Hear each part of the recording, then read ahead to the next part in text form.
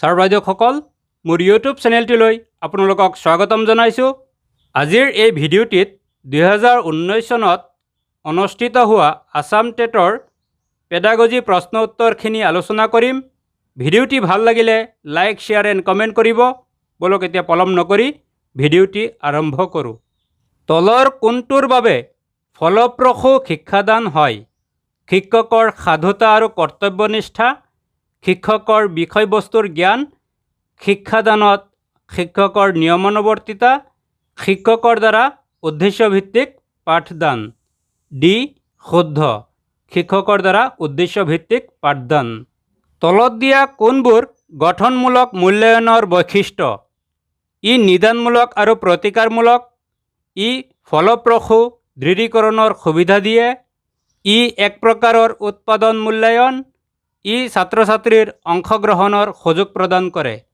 এ শুদ্ধ, ই নিদানমূলক আৰু প্ৰতিকাৰমূলক। তলৰ কোনজন ব্যক্তিয়ে সৃজনীশীলতাৰ পৰিমাপনৰ বাবে সৃজনীশীলতাৰ পৰিমাপনৰ ওপৰত প্ৰথমে গুৰুত্ব দিছিল? মেকনেইল, টৰেঞ্চ, থাৰ্ষ্টন, কেণ্ট। বি শুদ্ধ, টৰেঞ্চ। সামগ্ৰিক অৰ্থত ব্যতিক্ৰমী শিশু মানে মানসিকভাৱে অসামৰ্থ্য শিশু, নিম্ন বুদ্ধিমত্তাৰ শিশু, অপসমাযোজনৰ সমস্যা থকা শিশু, প্ৰতিভাৱান, বুদ্ধিমান, অনগ্ৰসৰ, মানসিকভাৱে বাধাগ্ৰস্ত শিশু। ডি শুদ্ধ।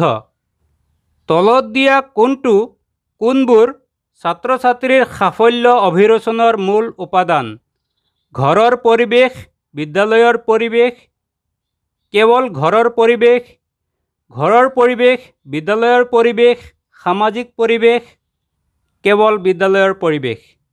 চি শুদ্ধ, ঘৰৰ পৰিৱেশ, বিদ্যালয়ৰ পৰিৱেশ আৰু সামাজিক পৰিৱেশ।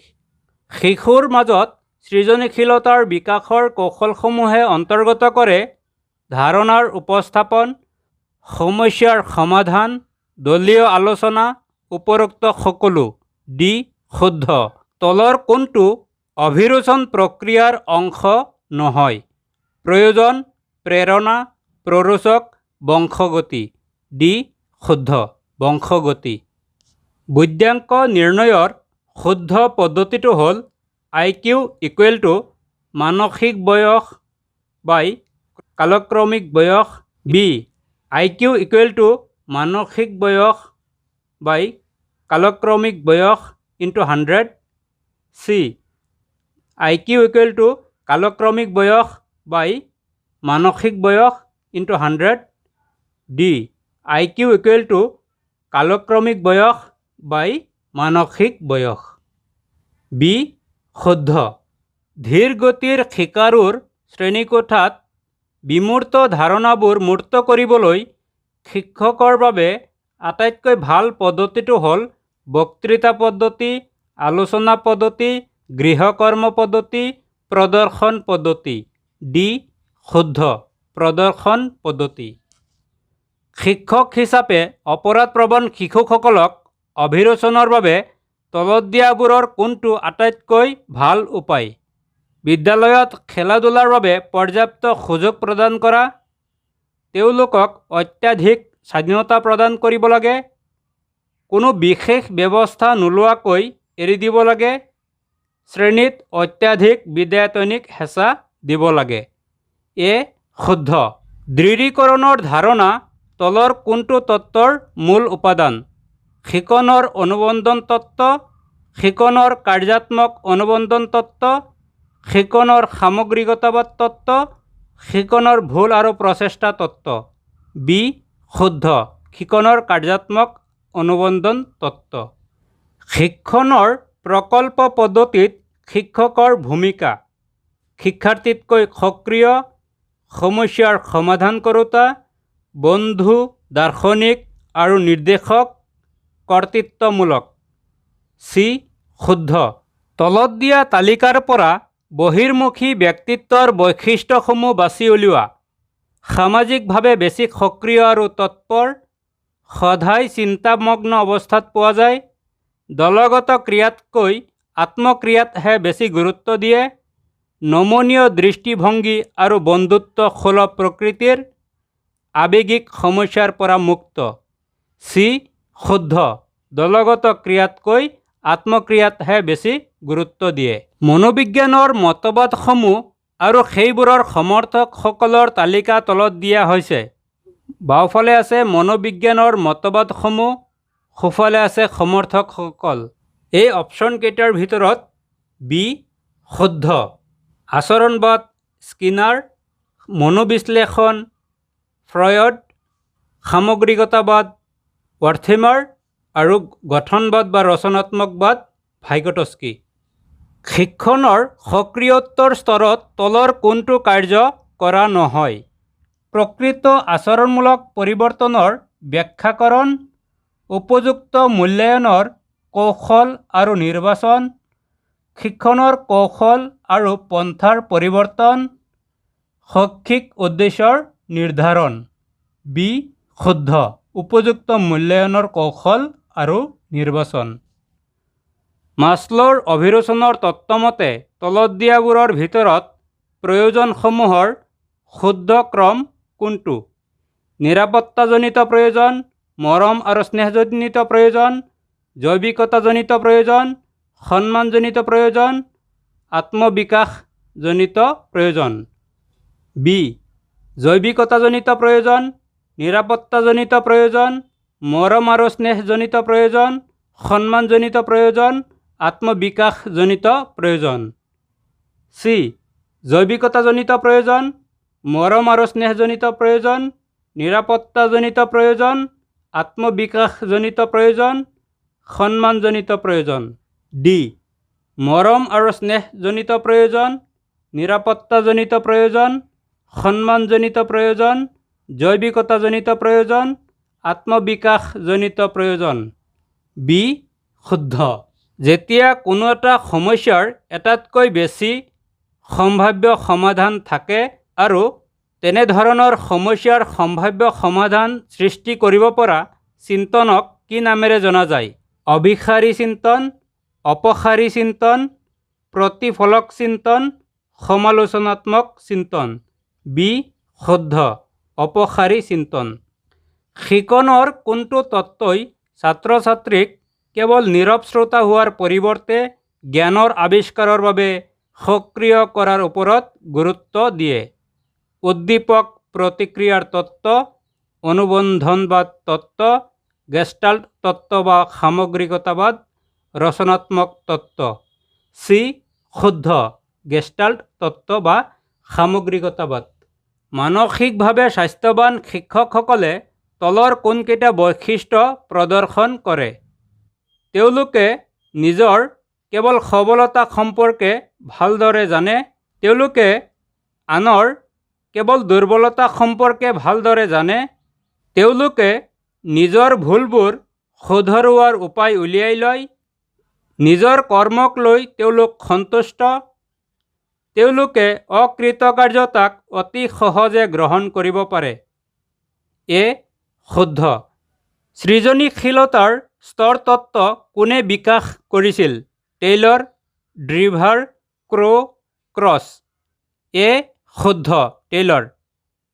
মনোনাটক হৈছে এটা ব্যক্তিত্বৰ তত্ত্বৰ নাম, ব্যক্তিত্বৰ ওপৰত থকা এখন কিতাপৰ নাম, এক প্ৰকাৰৰ চাইকোথেৰাপি, এবিধ ব্যক্তিত্বৰ সংলক্ষণ। চি শুদ্ধ, এক প্ৰকাৰৰ চাইকোথেৰাপি।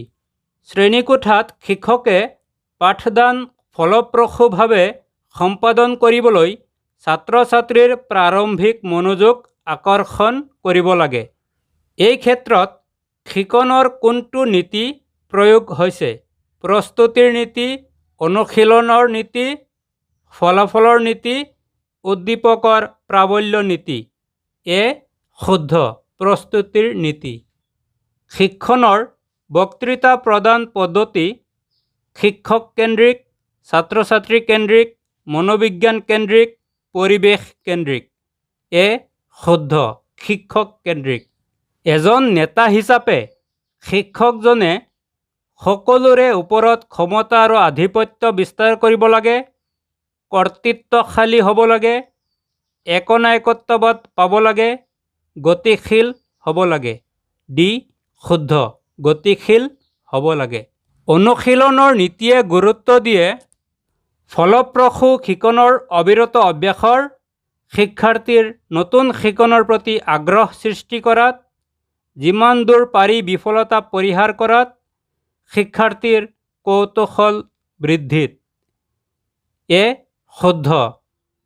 পিয়াজেৰ বিকাশৰ তত্ত্বমতে তলৰ কোনটো প্ৰজ্ঞানাত্মক বিকাশৰ স্তৰসমূহৰ শুদ্ধ পৰ্যায়? সংবেদী সঞ্চালনৰ পৰ্যায়, প্ৰাক সংজ্ঞানাত্মক পৰ্যায়, মূৰ্ত সংক্ৰিয়াত্মক পৰ্যায়, বিধিবদ্ধ সংক্ৰিয়াত্মক পৰ্যায়।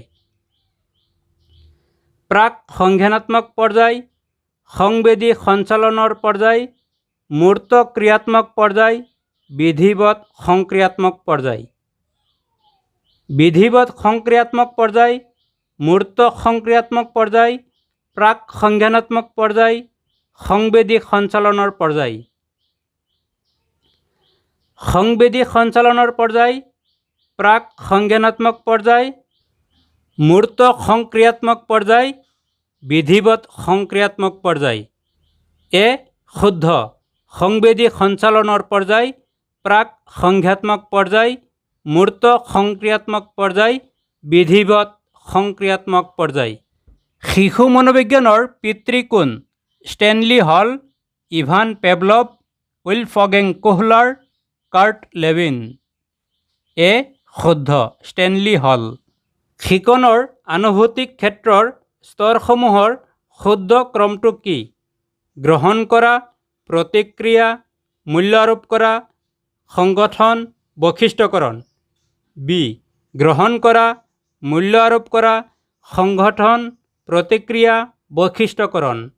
চি প্ৰতিক্ৰিয়া, গ্ৰহণ কৰা, মূল্য আৰোপ কৰা, সংগঠন, বৈশিষ্ট্যকৰণ।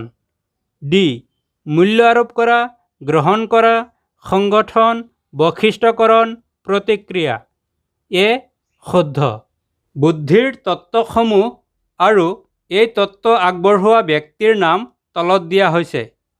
ইয়াত ডি অপশ্যনটো শুদ্ধ। বুদ্ধিৰ দ্বি উপাদান তত্ত্ব স্পিয়াৰমেন, বহু উপাদান তত্ত্ব থৰ্ণ্ডাইক, সমূহীয়া উপাদান তত্ত্ব থাৰ্ষ্টন আৰু প্ৰতিদৰ্শ সংগ্ৰহকৰণ তত্ত্ব থমছন। তলত দিয়া কোনকেইটা উক্তি শিশুৰ বৃদ্ধি আৰু বিকাশৰ ক্ষেত্ৰত শুদ্ধ?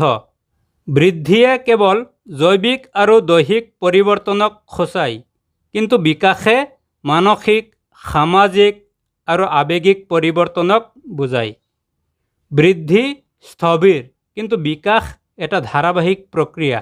বিকাশৰ অবিহনে বৃদ্ধি হ'ব নোৱাৰে। বৃদ্ধি আৰু বিকাশ গোটেই জীৱনজুৰি হৈ থাকে।